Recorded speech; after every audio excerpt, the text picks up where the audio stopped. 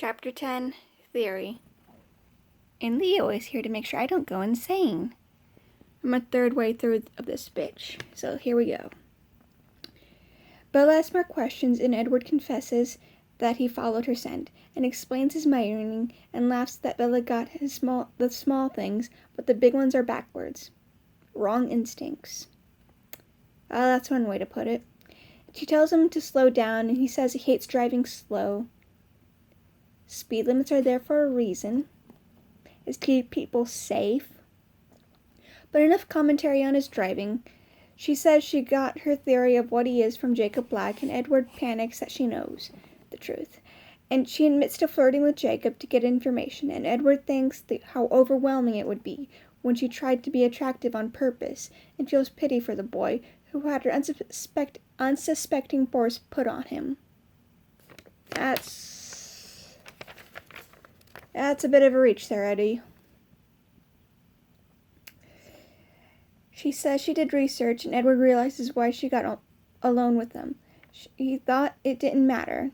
She invited danger to herself, and Edward wondered if she was stable, and he would get her the best care to fix what is wrong with her.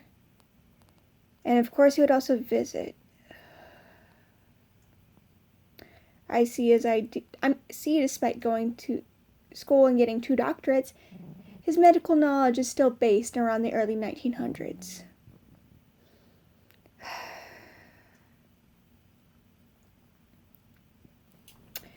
Back and forth of what is truth or myth or on vampires, and Edward briefly yearns to be able to sleep and dream so they could be together.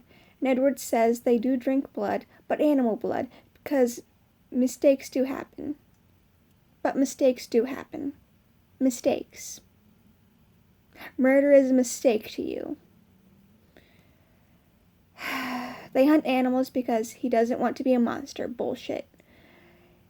She notices his eyes change color when he's full. He confesses it makes him anxious to be away from her, and he'll show her sometime what happens to him in the sun. And she says not seeing him also makes her anxious. And all of Ed's priorities shifted, put Bella on the top because she cares for him too. And she should have stayed away. You're the one that kept butting into her life, jackass. She says it's too late, and he gets pissy because Alice's visions, and he makes her cry. And Edward never felt so human before. How could he ever tell her how sorry he is? When she says she was trying to defend herself against rapists, he thinks of her instincts are deadly to herself.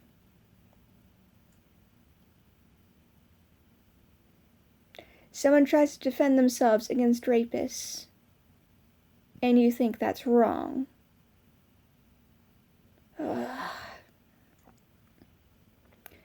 She tries to give back his jacket, and he makes her promise not to go into the woods alone, and he tells her to sleep well, and he leans away from her before his new hunger can make him do something to hurt her. And he watches her stumble into her house, and Edward drove around thinking of that night, how Bella wouldn't love him the way he loves her, and imagines sitting next to her tomorrow, and he thinks of her features, but then he thinks of how she looked in the alley, and becomes full of rage, and was glad Charlie was the police chief and could give her some protection. And it wouldn't take him long to destroy Lanny, but Bella deserved better. But a predator was still loose, and they didn't involve themselves in human troubles, but it would draw attention. And Alice is waiting for him on the porch, and Edward apologizes for not answering his phone, and she says not to underestimate Bella, and she'll keep better watching Bella. Okay, Alice's visions are like super weird in this book. It's like she can tune in and out like a ham radio or some shit. In the books, it's like, in like the Twilight books, it was more like, oh, I'll focus on this subject so I can get visions of this subject.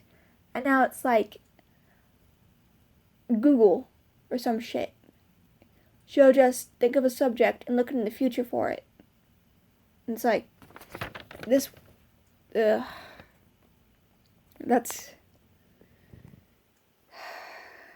It's stupid. That's what it is. It's just plain stupid.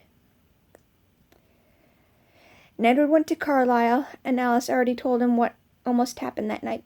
And Edward still wants to heal Lanny, and Carlisle says Bella is good for him, in his control, and he'll take care of it. And they drive off, and Carlisle thinks of how Bella is good for Edward, and maybe it's some higher purpose. Don't get started, Carlisle. After all, Edward's own happiness.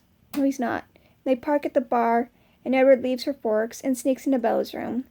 And he explores her house for another blanket and puts it on her. And he thinks Carlisle gives him too much credit. You're damn right he does. There should be balance in the world. Bella needs a guardian angel, but since she's here in Forks, they're just fantasy. And he would fight the force that made him want to hurt Bella, and he'd be her guardian vampire.